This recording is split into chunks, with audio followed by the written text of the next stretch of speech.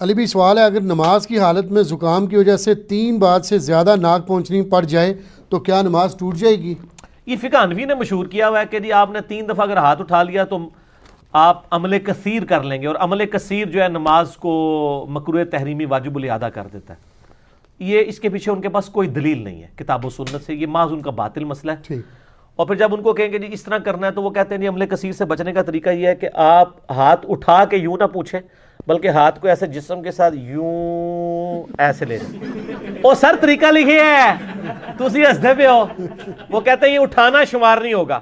اس طرح 20 دفعہ بھی کھجلی، کہتے ہیں اگر آپ کو اب 34 دفعہ کھجلی ہوئی ہے کمر پہ، ایسے کریں گے تو نماز ٹوٹ جائے گی، لیکن اگر آپ ایسے کر کے ایسے جا کے کریں گے نا پھر نہیں ٹوٹے گی. سر یہ لکھا ہوا ہوتا، نہ لکھا ہوا تو آپ مجھے پکڑ لیں، آپ درِ مختار کھول لیں، بہار شریعت کھول لیں، بہشتی زیور کھول لیں، انہوں نے طریقے بھی بتائے ہوئے ہیں. سر ایڈی اوکھی نہ کرو، اس تو سے بندہ کوئی کہے گا یار میں نماز پڑھ ہی رہا، ایڈی اوکھی ہوگی زکام. آپ نماز کے اندر ضرورتاً کوئی بھی کام کر سکتے ہیں. بخاری مسلم میں موجود ہے، حضرت عبداللہ ابن عباس کہتے ہیں نبی علیہ السلام نماز پڑھ رہے تھے تہجد کی، تو میں بھی رات کے اٹھا تو دیکھا، میں بھی ادھر سویا ہوا تھا، میں بھی حضور کے ساتھ جا کے بائیں طرف کھڑا ہو گیا، تو آپ علیہ السلام نے نماز کی حالت میں کان سے پکڑ کے نہ مجھے یوں دائیں طرف کھڑا کیا. ان کے نزدیک ہوتا تو نماز ٹوٹ جاتی، اتنا بڑا عمل کیا. پھر ابو داؤد ترمذی میں سنن اربعہ میں آپ کو حدیث مل جائے گی کہ اگر نماز کے دوران سانپ یا بچھو آ جائے تو اس کو مار بھی سکتے ہو. ٹھیک. اسی لیے اندھیرے میں نماز پڑھنے کو ناپسند کیا گیا. ایسی جگہ پہ جہاں پہ خطرہ ہو، اگر کہیں پہ خطرہ نہیں ہے اور آپ بالکل ڈم سی لائٹ میں نماز پڑھتے ہیں، مکروہ نہیں ہے، یا آنکھیں بند کرنا مکروہ نہیں ہے.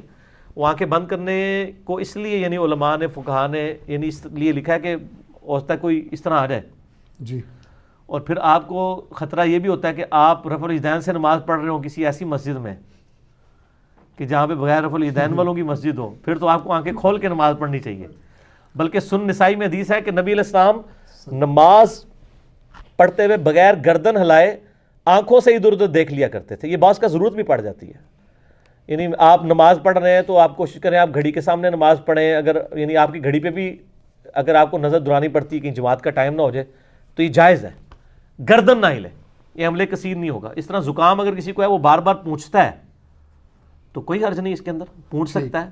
موبائل بول پڑے ایون جی. تو موبائل وہ لوگ بولنے دیتے ہیں، وہ کہتے ہیں سمجھتے ہیں کہ جی وہ ایک بندے کی نماز کا ساروں کی خراب ہو رہی ہوتی ہے، وہ سمجھتا ہے میری نماز خراب ہو جائے گی. موبائل نکالیں آرام سے اسے آف کریں.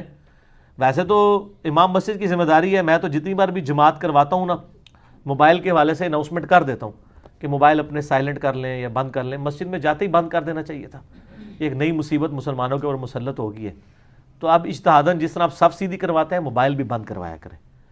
تو یہ یعنی نماز کے دوران اگر کسی کے ساتھ ایسا ایشو ہوتا ہے وہ کر سکتا ہے. حتیٰ کہ بخاری مسلم میں حدیث ہے اگر تمہیں تھوک آ جائے تو اپنا بایاں پاؤں اٹھا کے اس کے نیچے تھوک کر پاؤں کو مسل دو. لیکن یہ قالین والی مسجد کے لیے نہیں ہے، یہ جو زمین ہے یعنی صحابہ کرام پیوڈ زمین پہ پڑھتے تھے نا، قالین کے اوپر آپ اپنی یوں قمیص لے کے اس میں بھی تھوک سکتے ہیں، ایسے تھوک کے اس کو مسل دیں. ایسے تھوک پاک ہے نا، ناپاک تو نہیں ہے نا. منہ میں رکھ کے تو پوری نماز نہیں پڑھی جا سکتی، یا رومال نکال کے کر لیں. یہ تو باقاعدہ حدیثوں میں موجود ہے. صحیح. تو یہ سارے ان کے فقہ کے تحت تو سارے عمل کثیر بن جائیں. تو بعض کا جینون ضرورت ہوتی ہے آپ کو نماز کے دوران یعنی خیال رکھنا پڑتا ہے اور چیزوں کو دیکھنا بھی پڑ جاتا ہے، خصوصاً ایسی مسجدوں میں یعنی جہاں پہ آپ دوسرے مکتبہ فکر کی ہیں اور آپ کے اگر ارد گرد آ کے ایسے بندے کھڑے ہو گئے ہیں تو آپ کے ساتھ کوئی بھی ایکٹیویٹی پرفارم کر سکتے ہیں. ٹھیک ہے. وہ ہمارے وہ شہزاد بھائی نے ایک لطیفہ سنایا تھا، کدھر تھی کراچی تھا سی وہ شیعہ کی مسجد، ایک شیعہ بھائی جو ہیں وہ دیوبندیوں کی مسجد میں نماز پڑھنے کے لیے چلے گئے. تو مسجد تھی وہ سٹانچ قسم کے دیوبندیوں کی نا. اب آپ کو پتہ ہے شیعہ رفع الیدین سے نماز پڑھتے ہیں اور ہاتھ چھوڑ کے، حنفی جو ہے بغیر رفع الیدین کے پڑھتے ہیں اور ہاتھ نیچے باندھ کے. اب جس شیعہ نے پہلے نہ دیکھا ہو کہ حنفی کس طرح نماز پڑھتے ہیں تو وہ کہے گا یار یہ کس طریقے سے نماز پڑھ رہا ہے، اور جس حنفی نے نہ دیکھا ہو شیعہ کس طریقے سے نماز پڑھتے ہیں تو وہ کہے گا یار یہ کس طریقے سے نماز پڑھ رہا ہے. تو وہ بندہ جب نماز پڑھ کے فارغ ہوا تو اس کو 5-6 وہ داڑیوں والے بڑے بڑے وہ پرنوں والوں نے گھیر لیا اور کہا جی اے تو کس طرح نماز پڑھ رہا ہے. کہتا میں بھی تو پوچھنے لگا سر تسی کس طریقے سے نماز پڑھ رہے ہو. کہتا میں بھی آپ سے یہی سوال کرنے لگا تھا کہ تسی کہڑے طریقے سے نماز پڑھی ہے. ٹھیک ہے. تو جس طرح آپ سوچ رہے ہیں کسی کے بارے میں تو سر آپ کے بارے میں بھی لوگ یہی کچھ سوچ رہے ہیں.